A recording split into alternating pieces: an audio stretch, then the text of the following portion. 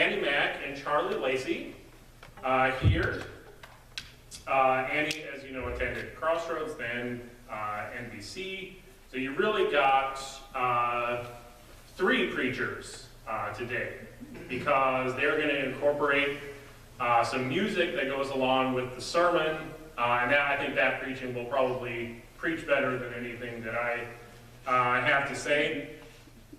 I wanted to do this to include music because I think that music and the arts tell stories. I'm the humanities guy, so I think that.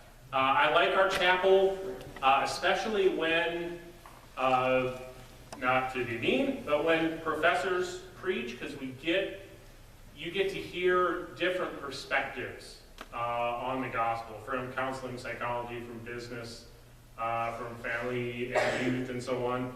And so I like that. So I bring arts and the humanities, and I love to do that. Also, I could have used recordings. The songs are by an artist named Steve Earle. Could have used recordings. But one, live music is so much better, especially when you hear the expert artistic abilities and craftsmanship of Annie and Charlie. So we went with live music. Now, these 3 songs are by an artist named Steve Earle. He's an amazing songwriter and musician and producer, apparently. And I would say the artistic and musical heir to Johnny Cash. That's just my opinion.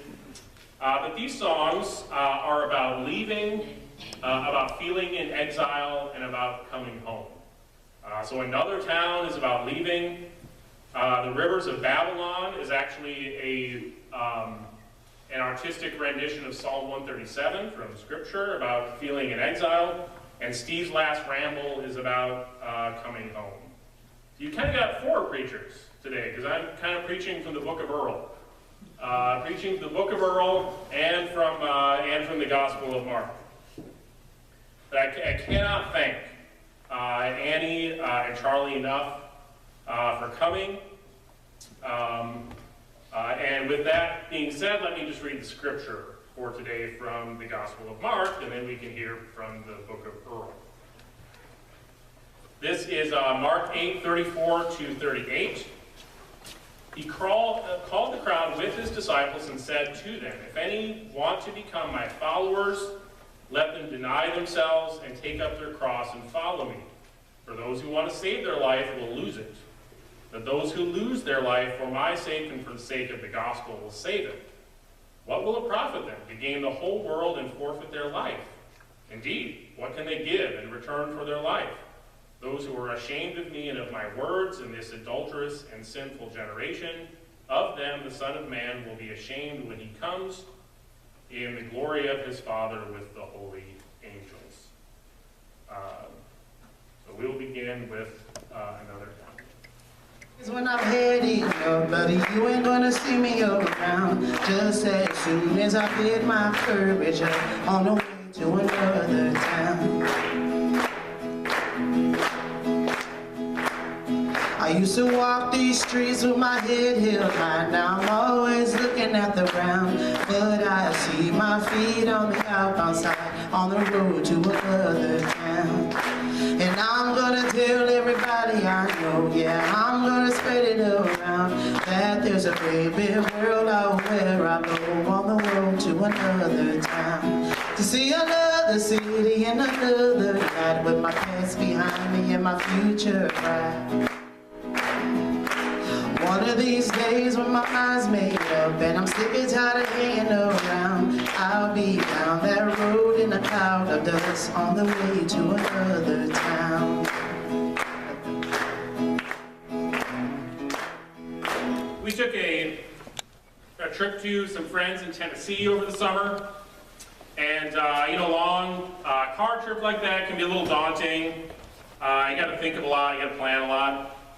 But our friends encouraged us, the dearest friends in the world. They said, they had just moved down there recently. And they said, "We're here, we made it. It was kind of tough, but we're waiting for you. and we're going to have such a good time. And that was a real encouragement, as we were driving, because long trips like that, they can be tough. There were barren stretches between La Crosse and Madison. It is flat, it's straight, and it's boring. It's a hard part of the trip. There was always frustration, which radio station are we going to listen to, what music are we going to play. There were disappointments. Our hotel in Indianapolis, the air conditioning didn't work. There were some parts that weren't as clean as we wanted. We're only going to be there for 8 hours, so we didn't really care. And there was even temptation. On the road, we were going through Kentucky. There's something that sounds wonderful called the Bourbon Trail, where you go to all these historic bourbon distilleries. Bourbon technically can only be distilled in Kentucky. If whiskey is made anywhere else, it is not bourbon, only in Kentucky. So you visit these amazing historic distilleries that have been around for hundreds of years. So that was a temptation to go to the Bourbon Trail, but we didn't do that. And we did make it, and it was worth it, and we got home safe. We had a wonderful trip. But there are three movements we all have to make on the path of discipleship. We all have to leave something. Jesus says we have to take up our cross and follow. When we leave, there will be times when we feel exiled and separated from God. Even if you're part of a great church, even if you're part of a great family, even if you have great friends, even if you're doing what you're supposed to be doing, there will be times when you feel exiled. And we all must come home and return to the church. But like our trip, we need friends who have gone before us and can encourage us. Friends who will say, we did it, we made the trip, it was tough, but come on, it's worth it. And so what I want to do today is just tell three stories. Keep it very simple and just tell three stories about two brothers and one sister. We're going to talk about a brother who left, a sister who felt exiled, and a brother who came home. And I think that they can teach us about each of those steps. So now you have like three more preachers. So the community is growing. The brother who left is Francis. Francis was born in 1182 in Assisi, Italy, to a wealthy cloth merchant named Peter Bernardoni. Peter Bernardoni was his father.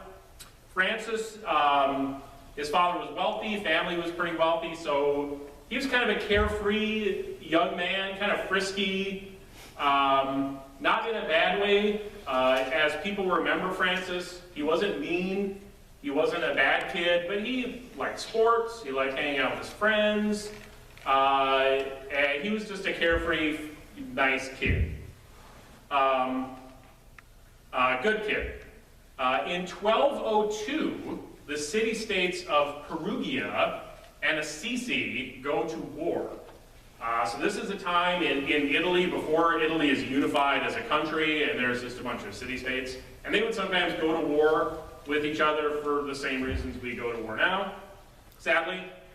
And it would be kind of like, Minnesota going to war with Iowa or something. Or Rochester going to war with Casson.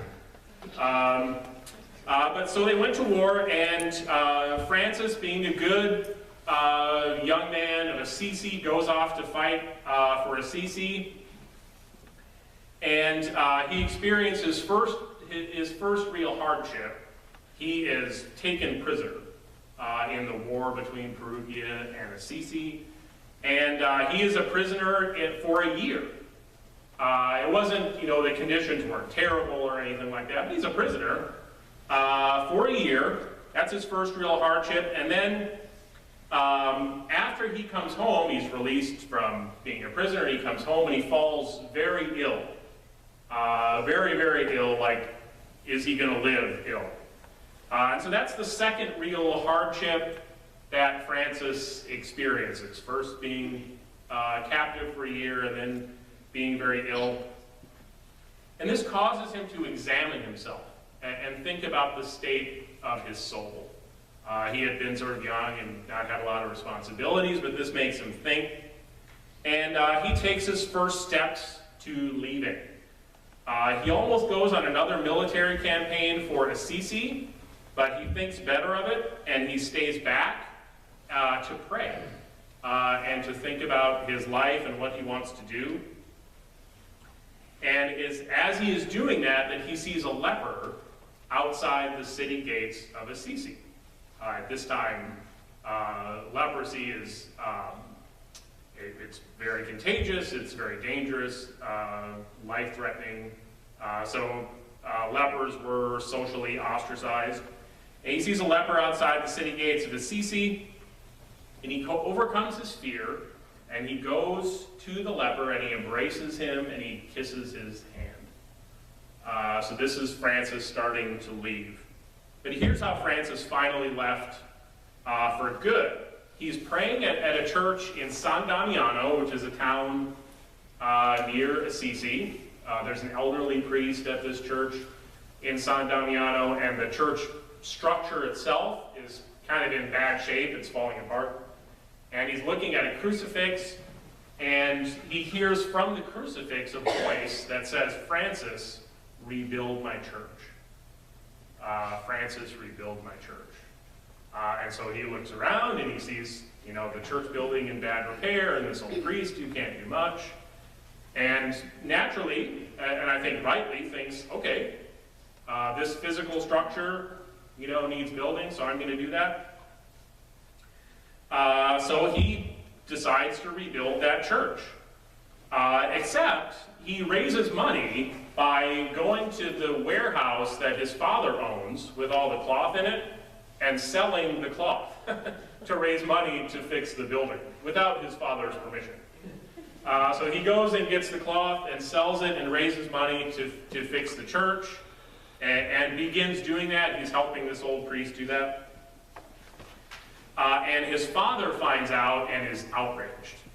And his father didn't like this whole contemplation, think about the state of your soul thing in the first place. He wanted Francis to take over the business. So his father is outraged, and he brings Francis before the bishop of Assisi. My kid stole money from me, and he's using it to repair this church, and so on. So making charges against his son.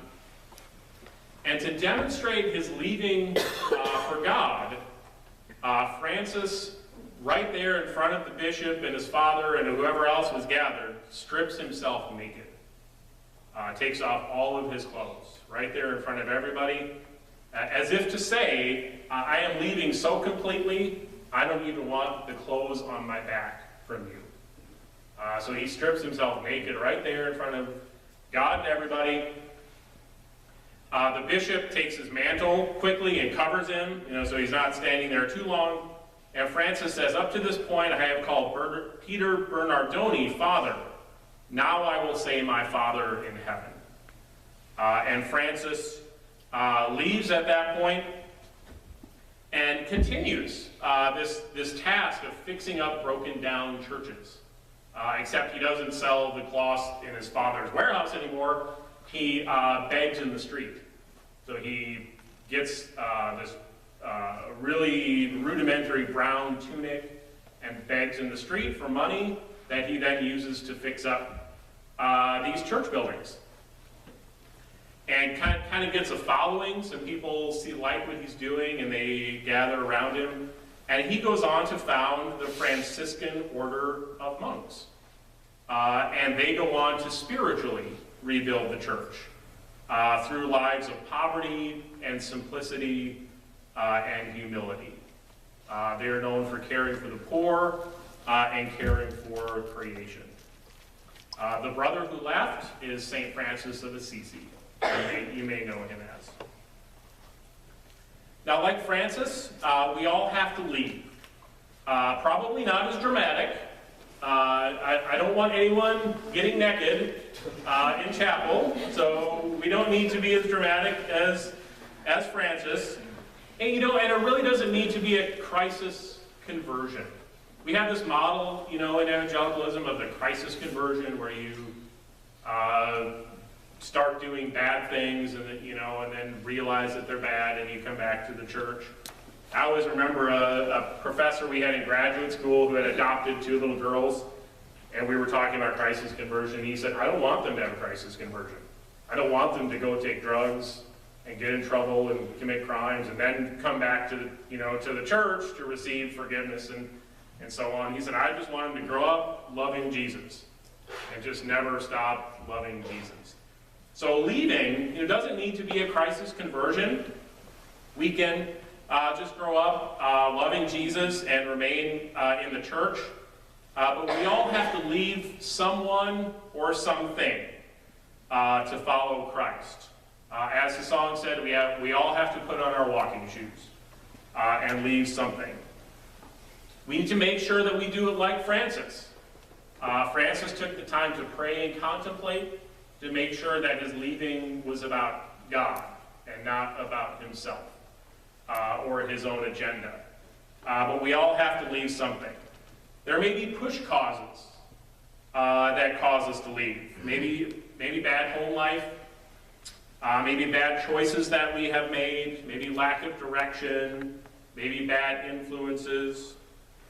There may be pull causes, things that pull us out, like finding purpose, or finding meaning, or finding community.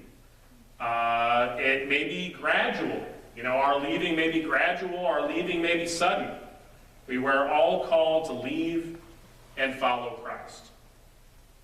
And we have to keep on leaving. The devil and the world don't give up easily.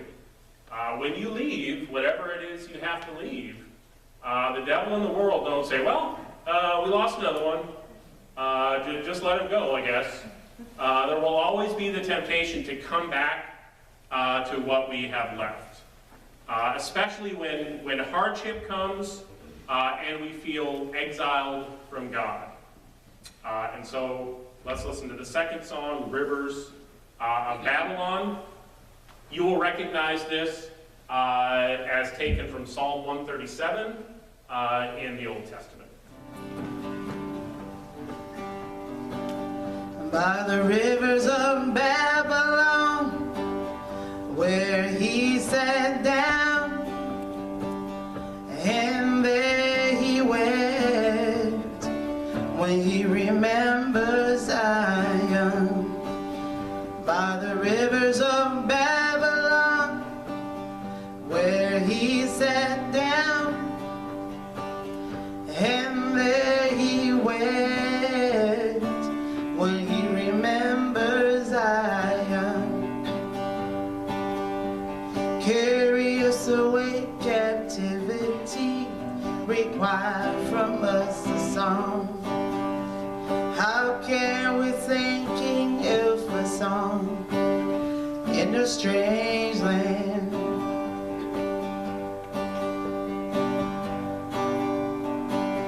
By the rivers of Babylon, where he sat down, and there he wept when he remembers Zion. By the rivers of Babylon, where he sat down, and there he wept when he remembers Zion. Carry us away, captivity, require from us a song. How can we thinking if a song in a strange land?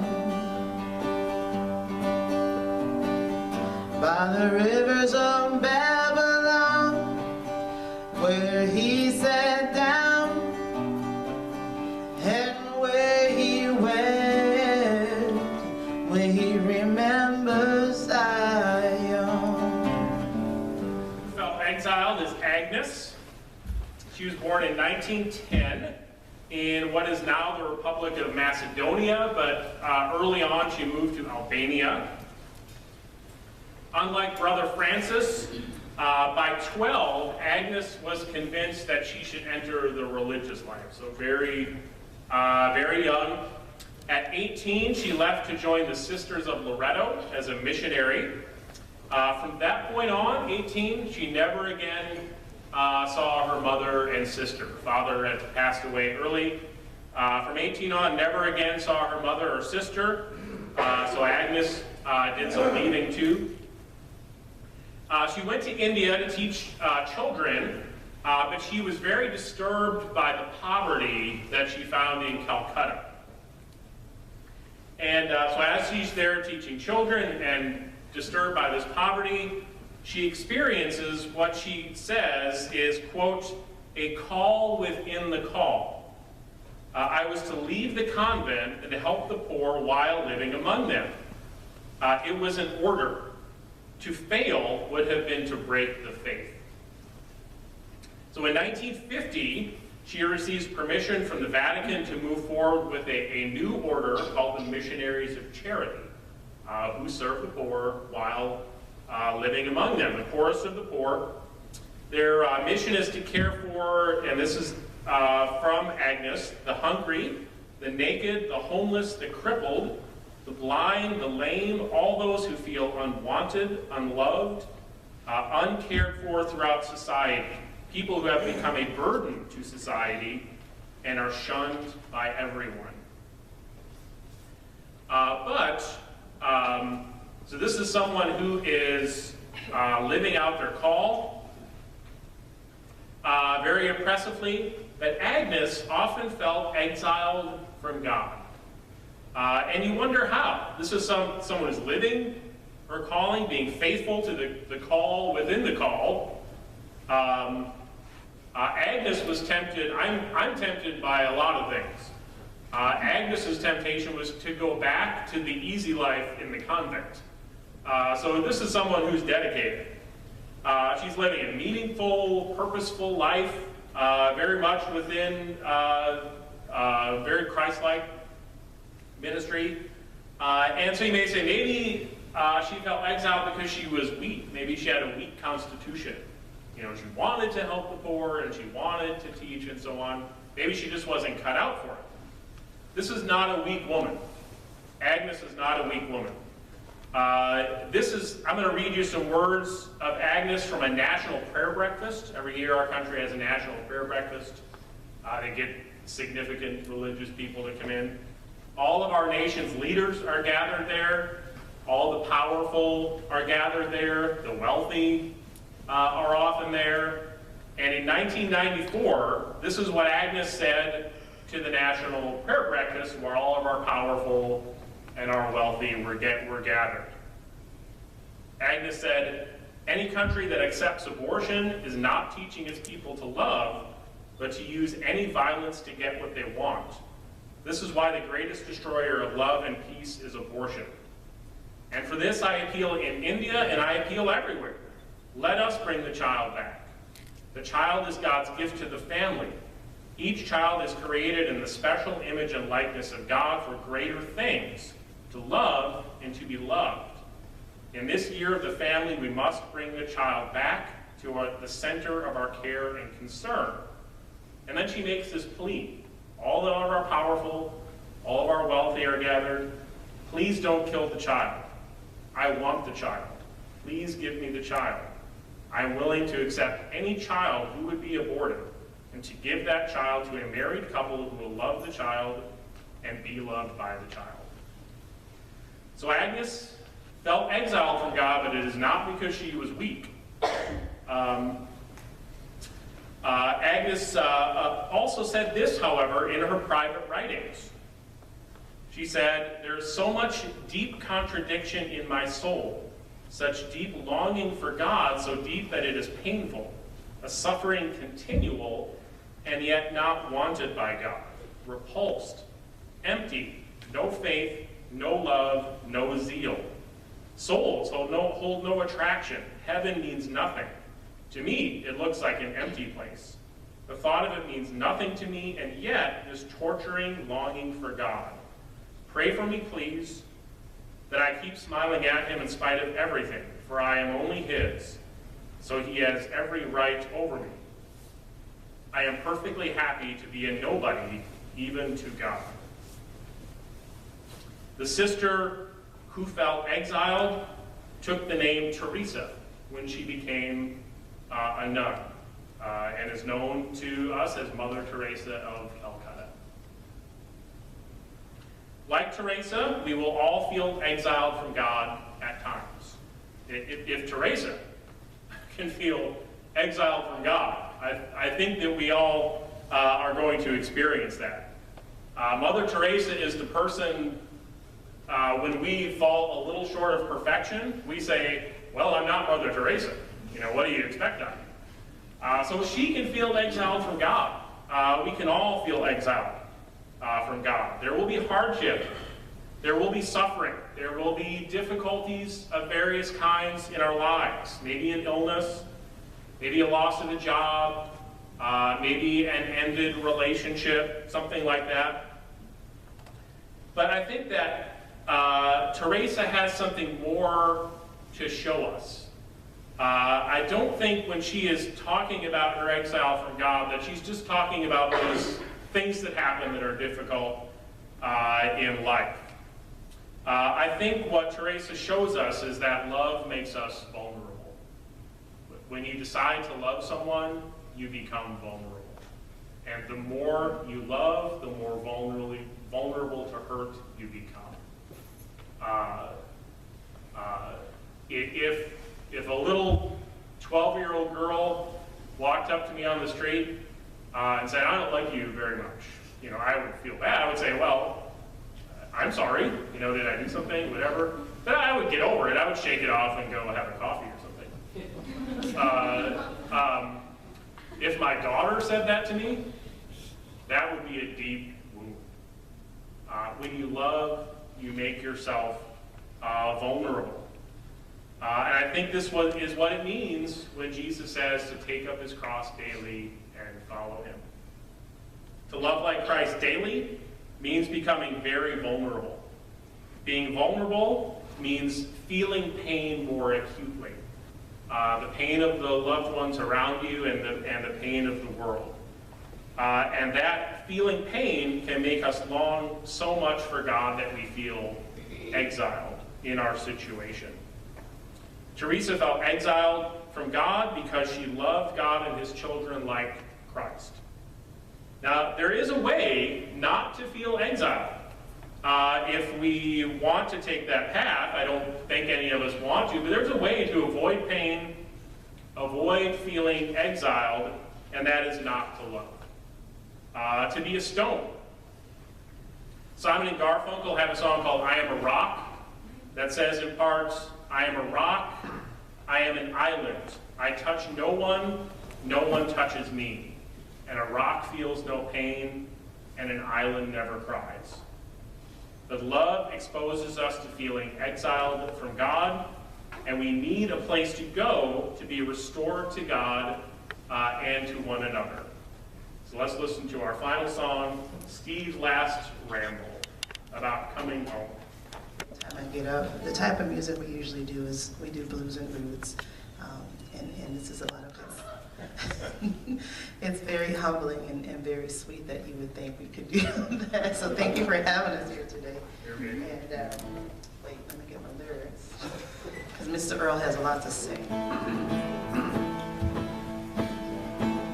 Well, I'm thinking about giving up this rambling round and hanging up my highway shoes. Lately when I walk, they make a hollow sound, and they carry me away from you. Every night I lay my body down, my arms are empty, leave me blue. So I'm thinking about giving up this rambling round and find my way back home to you. Well, I have always been the traveling kind, 1,000,000 miles behind me now. following that thin white line. But now I want to turn around. I've only lived to hear that highway sound. High and low, some low and blue. Now I'm thinking about giving up this rambling round and find my way back home to you. So say goodbye to all my rambling pals. Oh, Highway Dave, hey, Southside Sue. I don't believe they'll miss me anyhow. Was one less wayward soul or two. Down the road they'll pass the jug around, and they'll sing them lonesome highway blues. But I'm thinking about giving up this rambling round and find my way back home to you.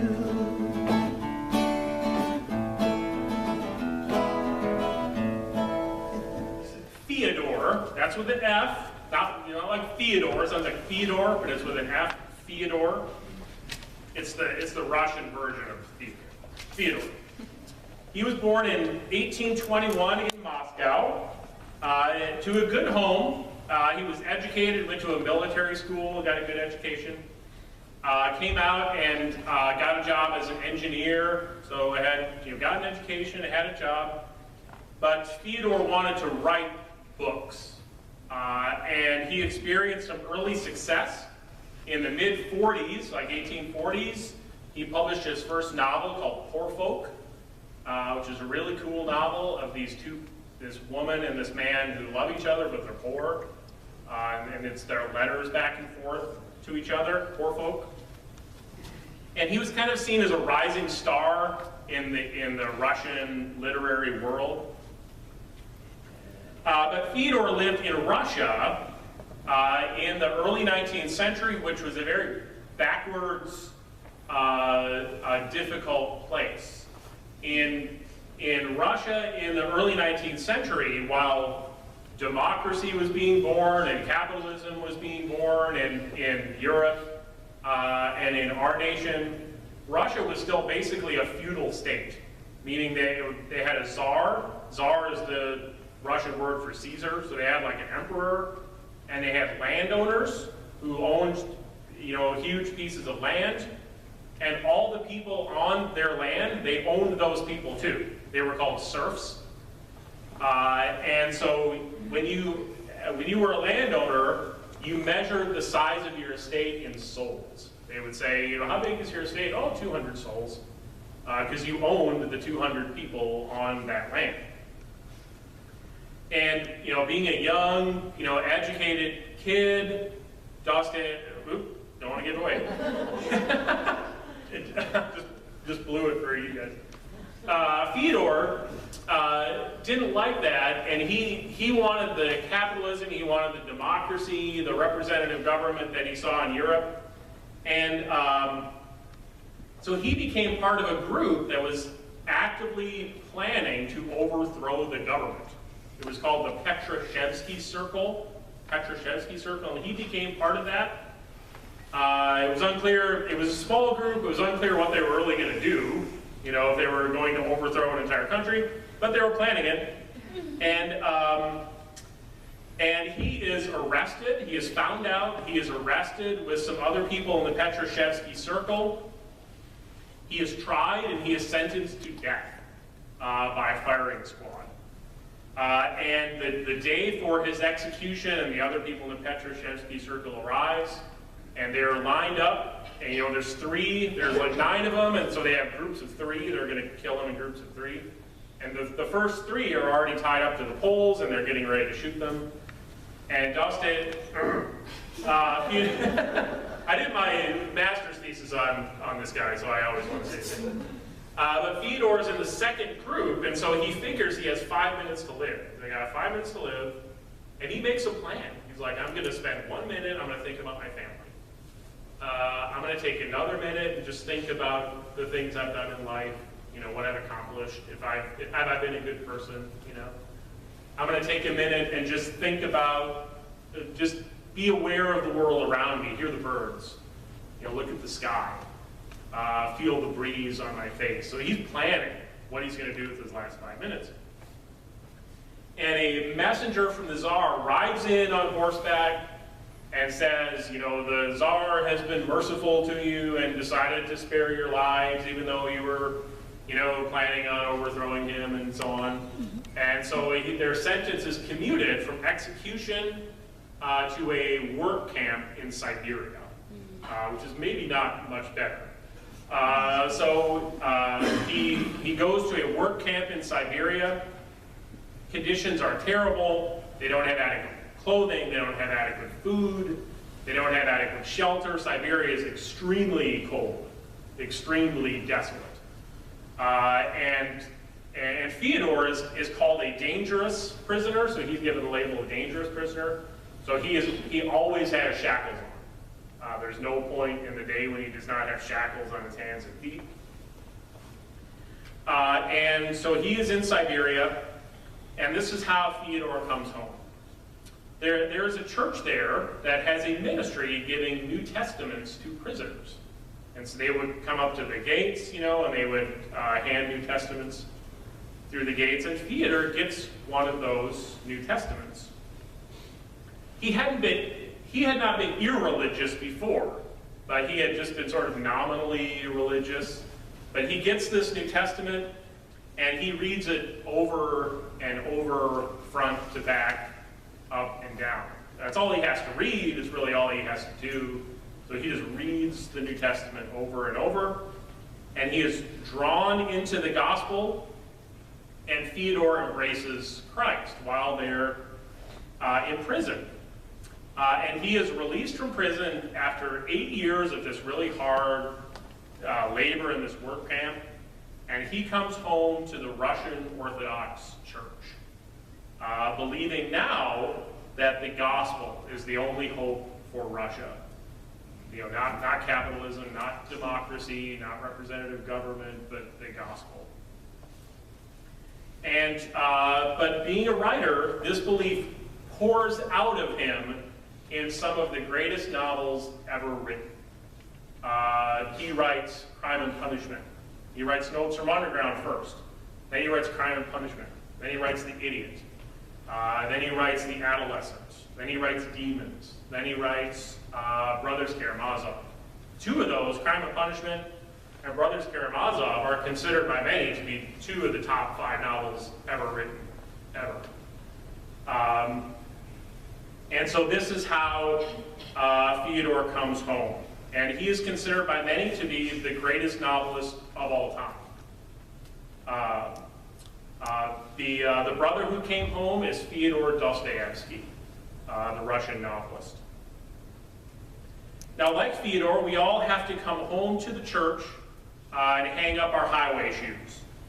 There is a great tradition of the church as Mother Church.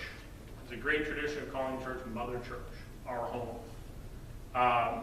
And we as evangelicals sometimes need to hear this, because we have this tradition of knowing Jesus in my heart, which is a great thing. I know Jesus in my heart. I want you to know Jesus in your heart. But sometimes that leads us away from church. And we say, well, I know Jesus in my heart, and I've got this great devotional, and I've got my Bible, and I've got my prayer time.